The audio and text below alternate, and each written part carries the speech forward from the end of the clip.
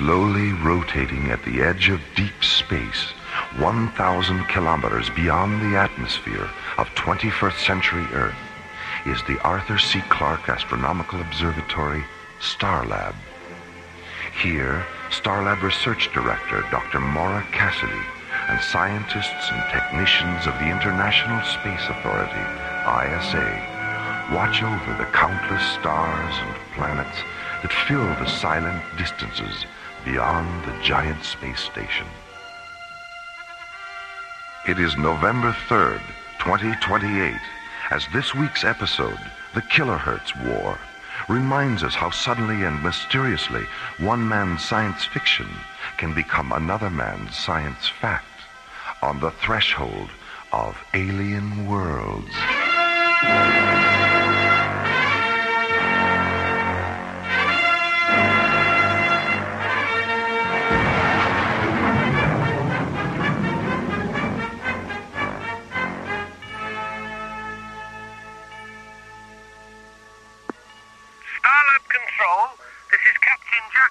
Commanding the Royal British Museum freighter Nile Delta. Registry number 98078. This is Starlab. Go ahead, Nile Delta. I know we're not expected, but we'd like permission to dock. What's the problem, Captain? The bloody technicians union at Gatwick called a strike while we were still on the pad. Our line crew walked up before they finished refueling us. We'd like to top off our liquid oxygen tanks. Another strike at Gatwick. Third time this year, isn't it? It's the fifth. How about it, mate? Can you spare a drop or two of the old LOX? What's your destination, Captain? We're transporting the King Tut exhibit to Thanatos, part of a cultural exchange program. Stand by. All right, Nile Delta, I have you on the screen. What's your Starlab ETA? 6 minutes, 18 seconds. 6 plus 18. Roger. Nile Delta, your docking orbit insertion coordinates are 9er 6 at 207 degrees, docking bay 16. A refueling crew will be standing by. We'll try to keep them from going on strike before we get there, okay? Don't worry, Captain. Starlab is a non-union shop. Well, thank God for that. Nile Delta, out. Bay 16, there's a British freighter coming in for refueling. ETA 6 minutes. Roger.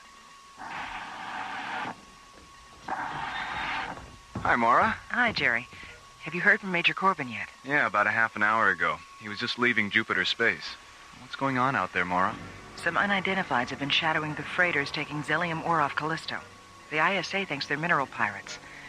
Commissioner White sent Corbin's space exploration team to check it out. You want to hear his transmission? I have the recording right here. All right, let's give it a listen. Zodiac 1 to Starlab Control. This is Starlab. Go ahead, Zodiac 1. This is Major Ben Corbin commanding a flight of 3 SET Mirage-class interceptors. Pirate suspects identified as Labinthian renegades. Engaged 2 of them. 1 destroyed, 1 damaged. No casualties our side. Half of the squadron remaining on patrol in the vicinity of Callisto, other half now departing Jupiter space. ETA at Stargazer Security Station 2130 hours. This is Major Corbin, Zodiac 1 out.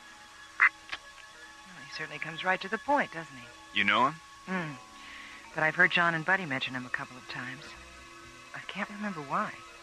But I do remember they weren't smiling. Here, let me have the cassette, Jerry. I'll be talking to Commissioner White in a few minutes. I may as well play it for him. There you go. Thanks, Jerry. See you later.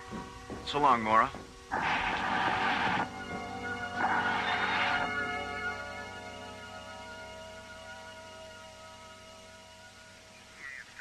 Security Station 2130 hours. This is Major Corbin, Zodiac 1 out. That's it, Commissioner. Well, thanks for getting it to me so fast, Maura. Is there anything else we should talk about? The tape you sent up concerning the Tyrillian military exercises on Mars. I thought Tyrillia was anti-military. Well, she is, Maura, but 2 planets in their system have declared war on each other. And Tyrillia's sitting right in the middle. They're working up a tactical space force to protect themselves. They hate to do it, but they have no choice. Why are they testing on Mars? Well, its atmosphere is Tyrellian compatible for one thing, and it's uninhabited for another. You see, Tyrellia is very densely populated. They didn't want to take the chance of hurting any of their people if an experimental weapon malfunctioned or one of their prototype ships crashed. Sounds like they've got a lot of soul as well as a lot of sense. Yes. Well, I'd better sign off now, Maura, and try to get home. There's a lot of wind and snow blowing around outside, and you know what New Chicago's like during a blizzard. All right, Commissioner, bundle up. And beware of little boys chucking snowballs. Starlight Communications, out.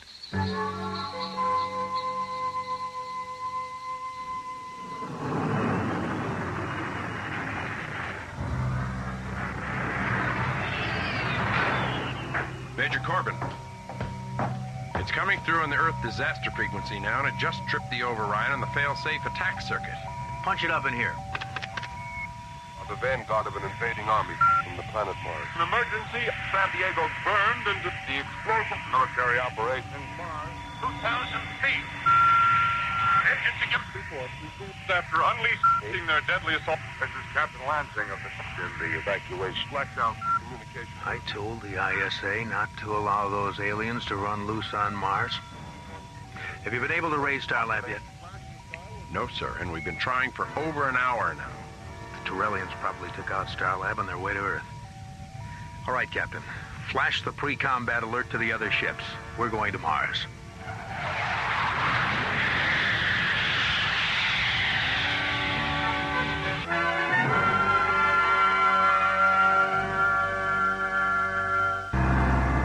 Given permission by the ISA to experiment with defensive spacecraft in the Martian atmosphere, Tyrellia sends 200 prototype gunships to the Red Planet for testing.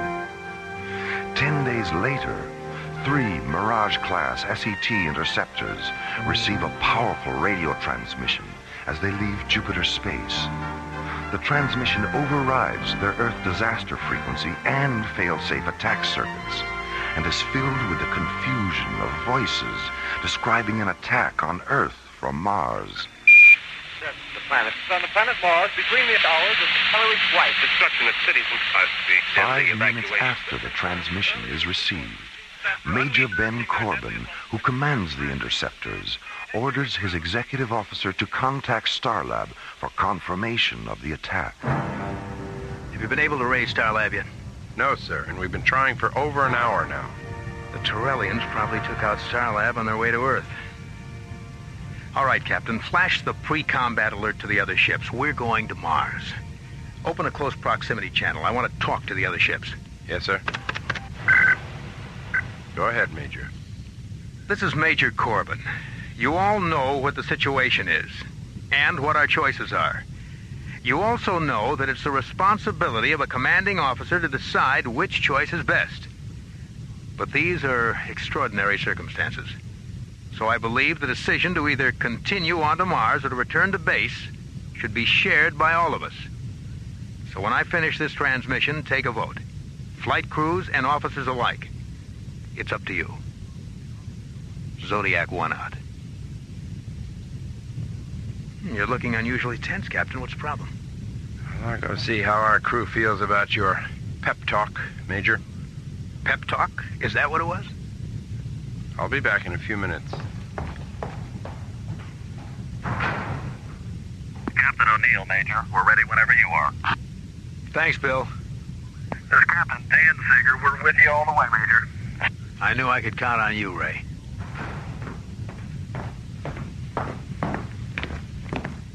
Well, what's the verdict, Captain? Pearson thinks we should return to base and wait for orders. Mm-hmm. What about the others? They're willing to go for it. Fine. What about you? I'm inclined to agree with Pearson. Why? Well, on a strictly legal level, any kind of military action without direct orders is a violation of the ISA Charter. Mm-hmm. With the exception of self-defense. What else? I don't think we have enough evidence to prove that the Earth is actually under attack. Let's hold off until we can authenticate the transmission. That transmission's been coming through for 2 hours now. And during those 2 hours, we haven't been able to contact Starlab or get a single response from the ISA on Earth. That is authenticity enough for me. All right. Suppose the Earth is under attack. 70 to 1 odds isn't retaliation. It's suicide. Come on now, Captain. You can be critical without being insubordinate. I don't know. Maybe I can't. Where's the line? It would help if you try to be a little more objective, Captain. This is a military issue. It's not an emotional one. Well, I guess that's the difference between us, Major, isn't it? You're objective, so you put your faith in action. I'm not, so I put mine in reaction. What sort of reaction are you having? There's something wrong about this whole incident. You're right, Captain. There is something wrong. There's a war on between Torellia and Earth. Objective, subjective, or otherwise. That is a fact.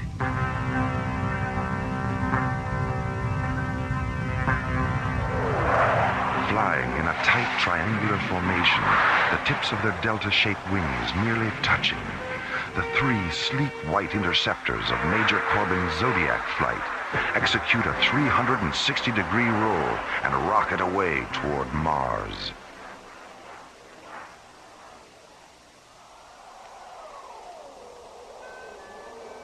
Meanwhile, on the surface of the desolate red planet, the freezing winds of Martian winter blow a stinging mist of iron oxide dust across Cecropia, a vast plain located at the 0 meridian coordinates of 70 degrees latitude, 310 degrees longitude. In the middle of the windswept plain lies the Torellian Command Center, 7 transparent green domes whose faceted emerald surfaces fracture the pink light of the late afternoon sun. Standing near the domes, on legs that seem too fragile to support them, are 60 Torellian gunships in the shape of huge chromium dragonflies. Outside the central Torellian dome, Commander Arxathos stands looking up at the bleak Martian sky, his long, yellow-pleated cloak swirling around him, his delicate lungs protected from the iron oxide storm by the black filter mask covering his face.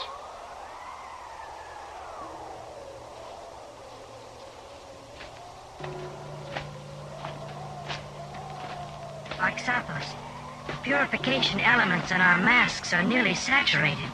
It's time we return to the dome. The 2nd and 3rd air garrisons, where are they, Sinparva?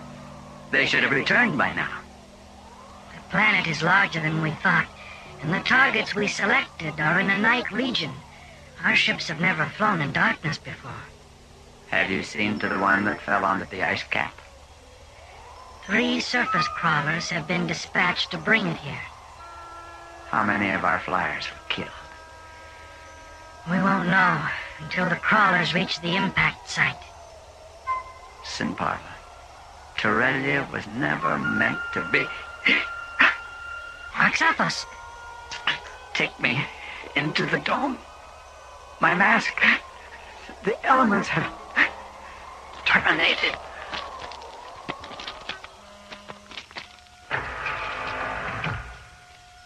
As Sinparva rushes his commander into the protection of the central dome, Major Corbin's SET Zodiac flight enters the Martian atmosphere. Descending to 300 meters above the red planet's surface, the 3 interceptors jet toward the Torellian Command Center, 2,000 kilometers away. Zodiac 1 to Zodiac flight. Mid-range scanners confirm target interlock. Target description: 7 low-density, low-profile structures and 60 high-density spacecraft. Activate laser turrets and shielding generators on my mark. Mark. This is Zodiac 6. We have target interlock confirmed. Laser and generator functions positive. This is Zodiac 3. Okay on target interlock. Okay on laser turrets and shielding generators. Maintain present course and speed. We'll be over the target in 44 minutes. Zodiac 1, clear. How you feeling, Captain? Any better? You know how I feel. Don't worry, you'll get over it.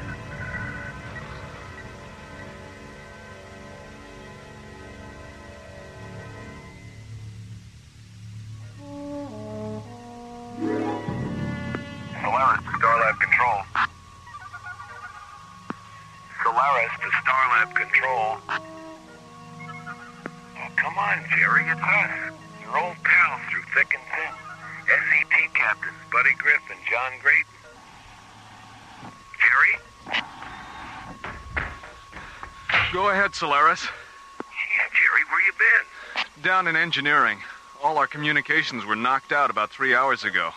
We just got back on the air. What happened? According to Professor Crane, a pulsar somewhere flashed back all the radio signals that had collected in its gravitational field. You should have been here. It was really a buzz. Speaking of buzzes, is Maura there? We've got a present for her. She and Professor Crane are up in data processing, resynchronizing the sidereal time terminals on the computer.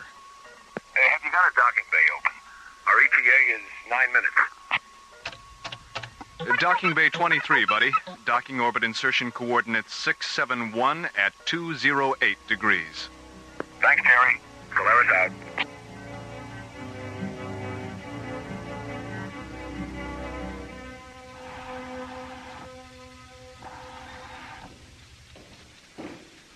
Hello, Hiya, Maura. Maura. Hi, buddy. Professor Crane. John, buddy, good to see you. How's it going? Jerry told us what happened. We just finished.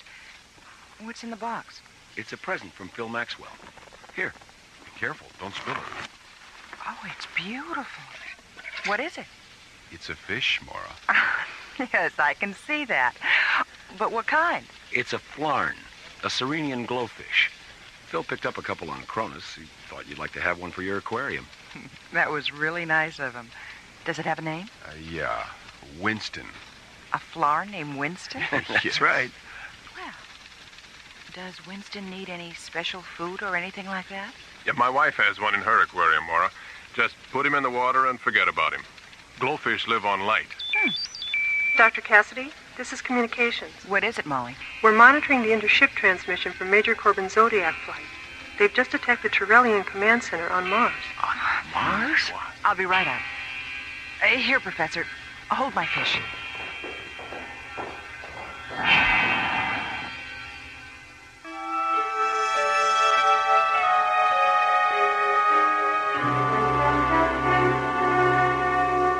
A powerful radio transmission has tripped the fail-safe attack systems of 3 SET interceptors.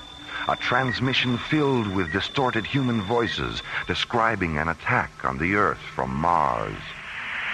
After unleashing their deadly assault. This is Captain Lansing of the ending evacuation. Flash out communication due to the Pennsylvania difficulty with transmission. When Starlab and ISA headquarters on Earth failed to acknowledge his calls for confirmation of the attack, Major Ben Corbin reaches a tragic conclusion.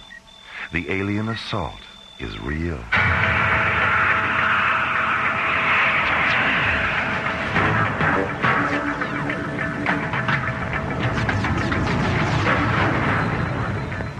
Zodiac 6, break off your approach to the dome. We'll take them out later. That's a roger, Zodiac leader. Zodiac 3, hit that ship that's trying to take off. Roger. Zodiac 6, let's make another run on the staging area. Roger, Zodiac leader, right behind you.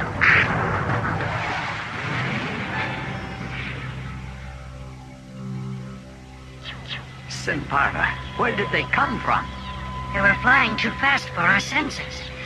We had no warning. Have you tried to contact them? They don't respond.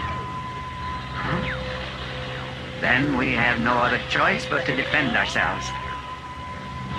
Open the barrage domes. Inform our gunners that this is a lethal engagement.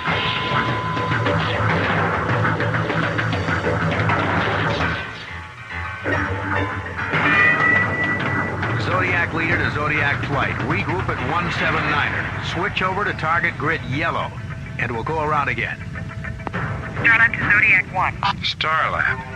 I knew we should have waited. I knew it. Starlab, this is Zodiac 1. Go ahead. What are you doing, Major? Get out of there now! Captain, check the source of this transmission. Major Corbin, this is Commissioner White. Get your flight back to Stargazer and turn yourself over to security. You've got one hell of a lot of explaining to do. But the attack on Earth, there was a radio transmission. It tripped our fail-safe system. We heard it on the other... We picked up the same transmission here at ISA headquarters, and so did Starlab.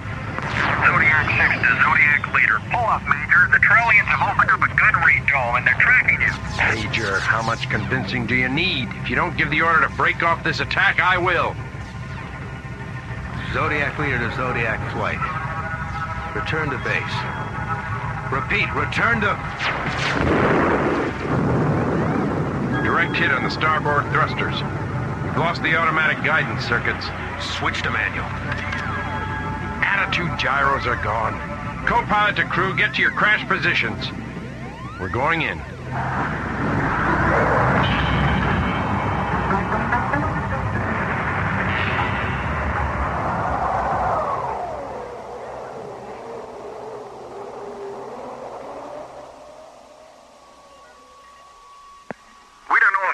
Survived, Dr. Cassidy. They were hit at a relatively low altitude and went down about 2 kilometers away from the domes. All right. Your orders are to come directly to Starlab. Commissioner White's on his way up. That's Roger, Starlab. Zodiac 6 out. I've finished analyzing the tape Jerry made during the pulsar flash, Mora. The frequency of the predominant voices and the frequency of the fail-safe override are exactly the same. 880 kilohertz. But that's an exclusive ISA frequency. It wasn't in 1938. 1938? That's right. The voices were originally transmitted from the Earth in 1938. What was there about the voices that caused Major Corbin to do what he did? Come on.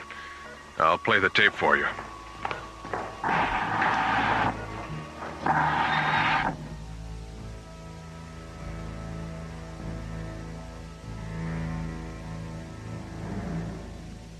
Whatever possessed you to do this thing, Major Corbin? 3 men killed in the crash of your ship. 9 others seriously harmed. Captain Vogel critically injured. 20 Turellian flyers lost. The transmission. We thought you were attacking the Earth. I did what I thought was right. Did you contact Starlab for confirmation?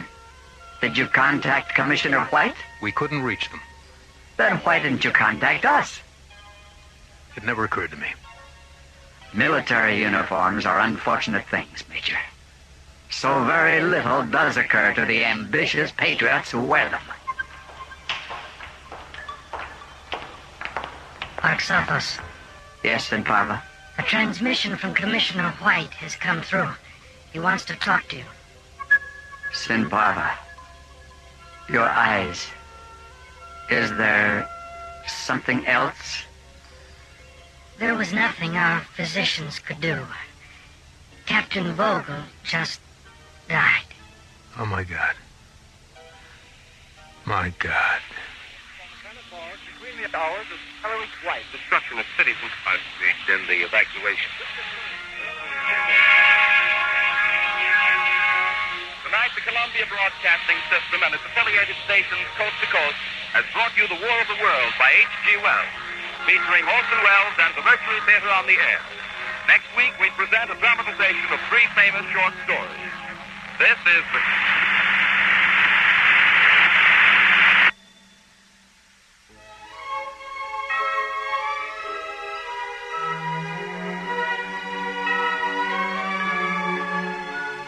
The Kilohertz War was written by Ron Thompson and starred Linda Gary, Chuck Olson, Bruce Philip Miller, Corey Burton, with special guest stars Casey Kasem, Jeffrey Lewis, Joe Baker, Olin Soule, Richard Paul, and Pete Renaday. Associate producer Ron Thompson. Music director Tom Rounds. Engineer Stu Jacobs. Technical consultant Peter Sky. Assistant to the producer Roger Brossi. Alien Worlds was created, produced, and directed by Lee Hansen. And so until next week, this is Roger Dressler inviting you to join us for another journey into the elsewhere and elsewhen of Alien Worlds.